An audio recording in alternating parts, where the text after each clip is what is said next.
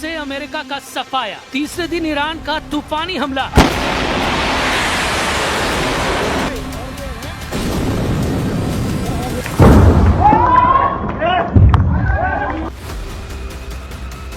Middle east की जंग, अमेरिकी पकड़ कितनी मजबूत।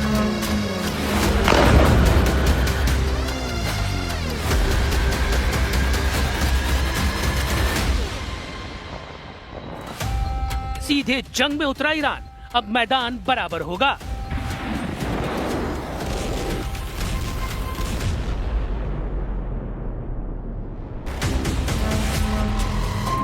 मिडिल ईस्ट के आसमान अब बादलों से नहीं, मिसाइलों की लकीरों से भरने लगे हैं। क्या खमेनी की मौत का हिसाब ईरान अमेरिका को खाड़ी से बाहर करके लेगा?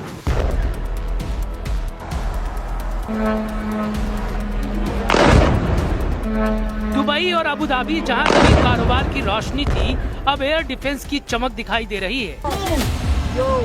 अमेरिका का सबसे बड़ा साझेदार सऊदी अरब अब ईरान का सबसे बड़ा दुश्मन बन गया है।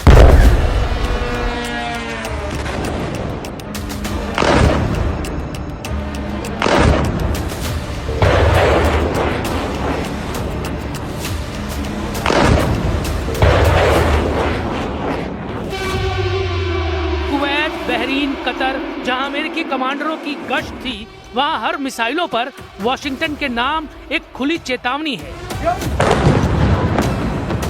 ओमान, जो अक्सर जंग को शांत करने में यकीन रखता था, वो भी जंग की लपटों से धधक रहा है। ईरान, जहां से अमेरिका की लंबी जंग शुरू हुई थी, अब वही जमीन नए टकराव का बैटल ग्राउंड बनती दिख रही है।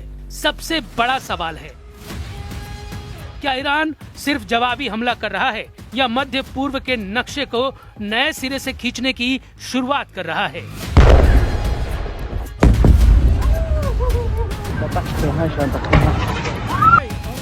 अमेरिका और इजराइल से जंग का तीसरा दिन है, लेकिन लड़ाका फोर्स के तूफानी हमले थमते नहीं दिख रहे।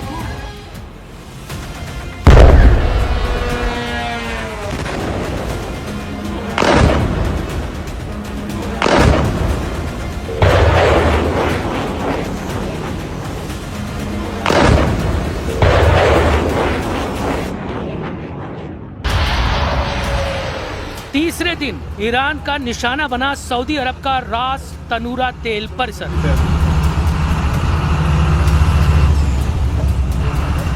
लंबी दूरी से भेजे गए ड्रोन खाड़ी तट की ओर बढ़े।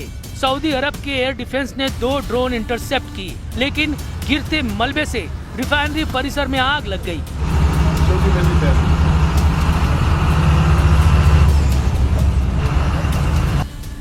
सऊदी अरामको का ये कॉम्प्लेक्स मिडिल ईस्ट की सबसे बड़ी रिफाइनरियों में से एक है, जिसकी क्षमता प्रतिदिन करीब 5.5 लाख बैरल की है और ये कच्चे तेल का प्रमुख निर्यात टर्मिनल है। ईरान का संदेश साफ है कि अगर अमेरिका इजराइल गठजोड़ ईरान पर वार करेगा, तो इसका जवाब वो तेल की नसों पर वार करके देगा। अब सवाल है कि क्या ये सिर्फ चेतावनी थी या ऊर्जा बाजार जंग का नया मोर्चा बनने वाले हैं? ईरान से उठी चिंगारी ने कतर को भी झकझोर दिया।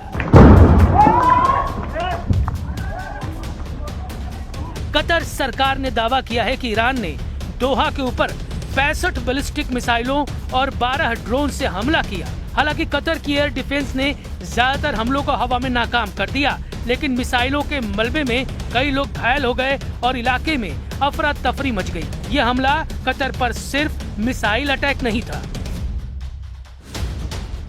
बल्कि टारगेट पर थे अमेरिकी ठिकाने, जहां अमेरिका का मध्य पूर्व ऑपरेशन चलता है, और इसकी वजह से कतर का एयरपोर्ट भी निशाने पर आ गया, जिसके बाद एयर ट्रैफिक रुक गया और हवाई सेवा बाधित हो गई। एक्सपर्ट्स का मानना है कि यह हमला अमेरिका और इजराइल के हमलों के जवाब में खाड़ी देशों पर दबाव बनाने का है।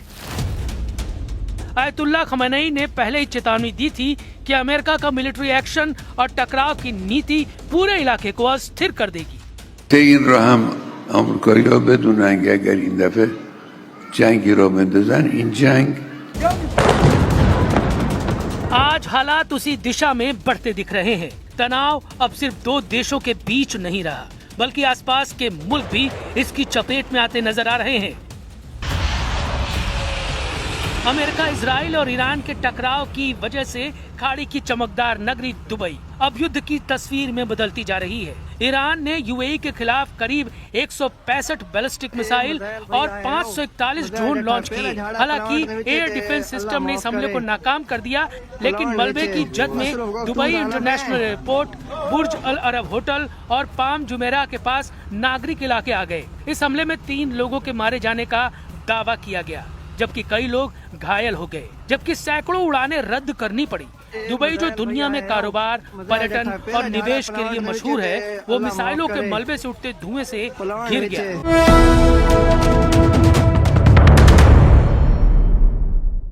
ईरान और इजराइल अब एक दूसरे के खिलाफ वो करना चाहते हैं जिसे मिशन इम्पॉसिबल कहा जा रहा है।